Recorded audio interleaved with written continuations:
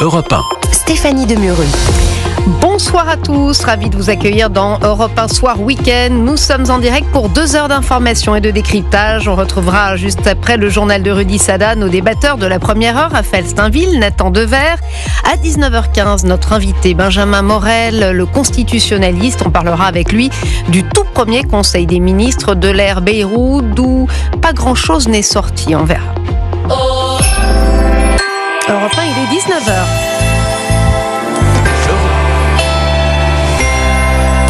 Europe 1 Soir Week-end. 19h, 21h, Stéphanie Demureux. Et le journal avec vous, Rudy Sada. Bonsoir. Bonsoir. Plus de peur que de mal à la prison d'Arles après une prise d'otage. Oui, pendant 5 heures, un détenu équipé d'une arme blanche artisanale a retenu 5 personnes au sein de l'unité sanitaire de l'établissement. Il réclamait un changement de prison et s'est finalement rendu. Récit de cette journée d'angoisse avec notre envoyé spécial dans quelques secondes. Il appelait sa communauté d'internautes à commettre des attentats en France. L'influenceur Zazou Youssef arrêté ce matin à Brest. Qui est cet homme sous OQTF suivi par 400 000 followers sur TikTok? Son portrait à suivre.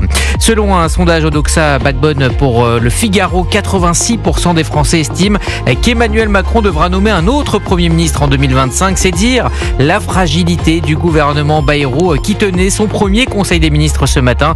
Le locataire de Matignon, en bail précaire, a appelé ses troupes à rester unies et courageuses. Et puis après une année 2024 décevante, voire même très difficile, Kylian Mbappé veut attaquer 2025 du bon pied. L'attaquant du Real Madrid sera aligné dès ce soir en Liga face à Valence. Ses bonnes résolutions en fin de journal.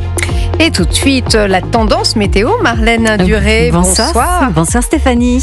Alors, qu'est-ce que ça va donner? La pluie déjà va gagner du terrain, puis on va retrouver surtout un temps contrasté demain, donc doux et humide dans le sud-ouest, alors qu'un froid sec va se maintenir sur une petite moitié nord-est avec même un risque de verglas en soirée. Et la météo complète à la fin de ce journal. À tout à l'heure, Marlène. Europe 1. Rudy Sada, l'information de la journée, c'est cette prise d'otage à la prison d'Arles. Oui, elle aura duré 5 heures. Un détenu a retenu un surveillant et 4 soignants avant de se rendre. Il souhaitait être changé d'établissement et aurait tenu des propos confus. Le RAID était présent sur place. Récit de cette longue journée d'angoisse avec le correspondant d'Europe 1 dans les Bouches-du-Rhône, Stéphane Burgat.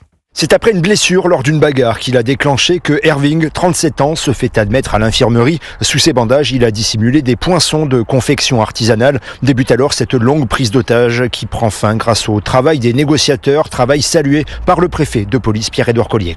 Les choses se sont bien terminées, mais elles auraient pu être très dangereuses en raison de l'armement et en raison du profil du preneur d'otage. Le preneur d'otage avait une attitude assez incohérente, mais néanmoins exprimé le souhait de sortir de prison. Et les représentants syndicaux des surveillants pénitentiaires comme Camille Beck de la CGT ne cachent pas leur colère. Ils se disent démunis face à la prise en charge de détenus au profil psychiatrique. On n'est pas adapté à ce genre de situation-là et à gérer ce genre de personnalité. C'est pas uniquement la maison centrale d'Arles. Les profils psy, c'est une difficulté pour tous les établissements qui sont touchés par ce phénomène.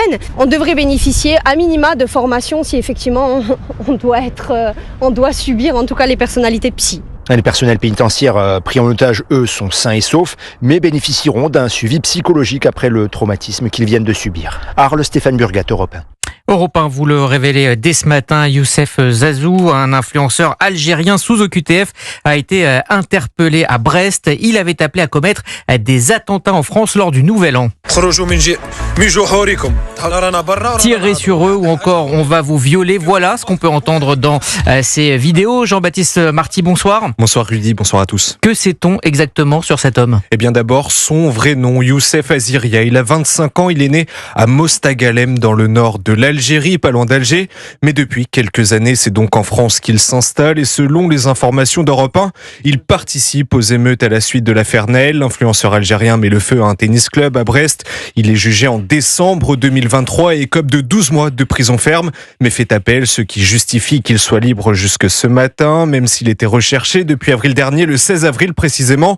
Cela fait suite à une OQTF comprenait une obligation de quitter le territoire français prise à son encontre. L'influenceur n'est jamais interpellé interpellé. Il continue donc ses petites activités sur les réseaux sociaux. Il aura donc fallu le signalement de ces vidéos appelant à commettre des actes terroristes pour alerter les autorités. Il est actuellement en garde à vue dans les locaux de la criminalité organisée à Brest. Une garde à vue qui doit durer au moins 48 heures. Merci Jean-Baptiste Marty. Vers un procès pour les 3 policiers qui avaient interpellé Cédric Chouviat, le livreur, père de famille, décédé en 2020, plaqué au sol suite à son interpellation à Paris pour un délit routier mineur. Il avait répété à plusieurs reprises « j'étouffe » avant de mourir. Les magistrats instructeurs ont conclu que les forces de l'ordre avaient eu un comportement non adapté, négligent et imprudent menant à l'asphyxie de Cédric Chouviat. Ils seront donc jugés à Paris. Jour de rentrée pour le gouvernement Bayrou après un petit déjeuner place Beauvau offert par Bruno Retailleau, direction l'Elysée pour la nouvelle équipe. Alexandre Chevaux, vous êtes à l'Elysée pour Europe 1. Pour ce premier Conseil des ministres, François Bayrou a fait passer ses messages. Il veut une équipe unie et courageuse. Oui, une équipe qu'on a vu arriver à pied depuis la place Beauvau, Bruno Retailleau notamment, tout sourire aux côtés de François Bayrou, Rachida Dati fermant la marche, le nouveau gouvernement désormais au travail donc et qui cherchera à endiguer l'instabilité. Si nous sommes tous unis, nous pourrons déplacer un certain nombre d'obstacles, leur a dit François Bayrou en ouverture du Conseil des ministres, propos confirmés quelques minutes plus tard par la nouvelle porte-parole du gouvernement, Sophie Primas, qui a affiché sa volonté de trouver des compromis avec les différents groupes de l'Assemblée. Moi, je ne veux pas être condamnée avant d'avoir essayé. Je vous ai dit tout à l'heure qu'on allait essayer de sortir des lignes rouges, des postures. C'est exactement ce que nous demandons à l'ensemble des groupes politiques. Ça fait 1 an, en fait, que nous repoussons des réformes, d'ailleurs pour lesquelles il y a une sorte de concorde. Et donc, chaque groupe politique devra, au-delà de ses postures, au-delà de ses déclarations et de ses tweets, prendre une responsabilité pour que ce gouvernement puisse avancer. Alors cet état d'esprit, c'est aussi celui d'Emmanuel Macron qui a appelé les ministres à l'audace et à l'unité ce matin. Le Conseil des ministres s'est achevé par un conseil de défense consacré à la situation à Mayotte. Alexandre Chevaux du service politique d'Europe 1. Et François Bayrou qui devra faire face à la colère grandissante des agriculteurs, la coordination rurale qui souhaite rencontrer au plus vite. Le Premier ministre promet des blocages ponctuels à Paris et ce, dès dimanche. Le Premier ministre qui, information Europe 1, leur aurait proposé la date du 13 janvier, trop tard pour le syndicat qui soupçonne le gouvernement de vouloir gagner du temps. Et un ministre était absent ce matin du Conseil des ministres et pour cause, il faisait route vers la Syrie. C'est Jean-Noël Barrot, le ministre des Affaires étrangères. Il était à Damas au nom de l'Europe en compagnie de son homologue allemand. Au programme des rencontres avec les responsables du pouvoir islamiste en place. Un peu moins d'1 mois après la chute de Bachar el-Assad, le chef de la diplomatie française a plaidé pour une transition pacifique et inclusive et pour la destruction des stocks d'armes chimiques accumulés par le précédent pouvoir. Joe Biden veut partager la peine des familles endeuillées. Le président américain a annoncé sa présence lundi à la Nouvelle-Orléans après l'attentat à la voiture bélier. Il a fait 14 morts lors de la nuit de la Saint-Sylvestre. Le profil de l'assaillant, lui, s'affine. Selon le FBI, Shamshoun-Din Jabbar, ancien militaire de 42 ans, aurait agi seul. Il s'était radicalisé et avait prêté allégeance à Daesh l'été dernier. On revient en France où la production d'électricité atteint des sommets. 90 TWh ont été livrés à nos voisins l'année dernière. C'est tout simplement un record absolu et cela prouve que la crise énergétique est bel et bien derrière nous. Mais Margot Faudéré, tout n'est pas rose pour autant. Le bon côté des choses, c'est que la France est de retour au niveau de production qu'elle connaissait avant la crise énergétique, et même mieux encore puisque les exportations d'électricité ont atteint en 2024 un niveau inégalé au-delà du dernier record atteint en 2002.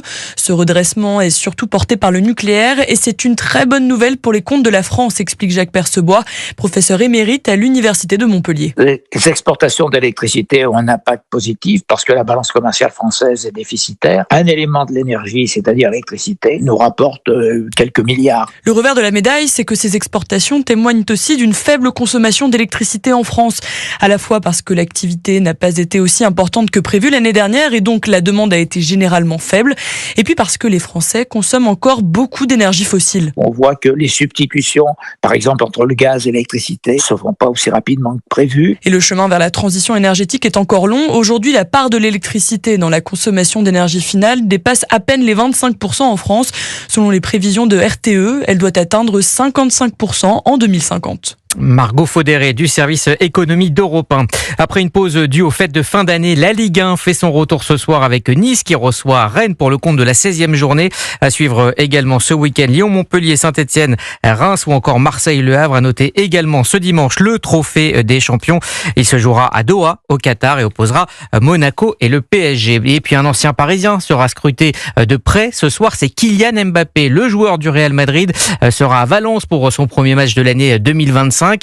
La star du foot français laisse derrière lui une année 2024 pour le moins difficile. Cyril de la Morinerie, le capitaine des Bleus, absent des 2 derniers rassemblements, entame 2025 avec beaucoup d'envie. Oui, Kylian Mbappé a tiré un trait sur 2024, une année marquée par un euro raté, un nez cassé, un conflit financier avec le PSG et une enquête pour viol en Suède classée sans suite. Après avoir débuté difficilement son aventure madrilène, la star qui vient de fêter ses 26 ans a redressé la barre et cela arrive au meilleur moment car c'est maintenant qu'il est attendu par les supporters à Madrid. C'est ce qu'il avait d'ailleurs expliqué à Canal+ en décembre dernier lors de sa dernière intervention médiatique. Au Real, c'est où qu'on t'attend dans la deuxième partie de saison. C'est là que les titres se gagnent. Et c'est là où réellement tu vas être jugé pour cette saison-là. Et la star a marqué 5 buts et délivré 2 passes décisives le mois dernier. Bref, Kylian Mbappé a fait taire les critiques, confirme le consultant d'Europe 1 Alain Giresse. On sent qu'il est mieux. Il marque des buts, on le sent bien. Mais attention, ne crions pas victoire de suite. Le chemin est long. On descend plus vite qu'on ne monte. Donc lui, il faudra qu'il persévère pour continuer à revenir au plus haut niveau. En 2025, Kylian Mbappé veut porter le Real Madrid en Ligue des Champions et retrouver les Bleus en mars prochain pour la Ligue des Nations. Cyril de la Morinerie. Merci Rudy Sada. On se retrouve à 19h30 pour un point sur l'actualité. Tout de suite, un point sur la bourse. Retrouvez Rendez-vous Bourse avec Fortunéo. Fortunéo, j'aime ma banque.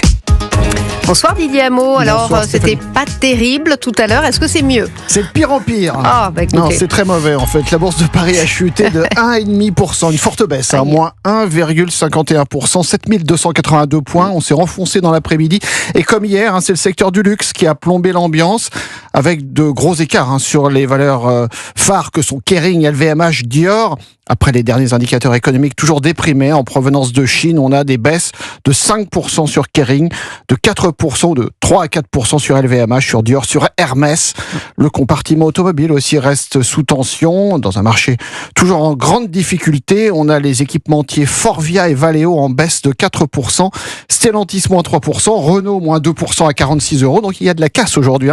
L'euro est au plus bas. On est au plus bas depuis 2 ans sur l'euro, autour des 1,03 face au dollar.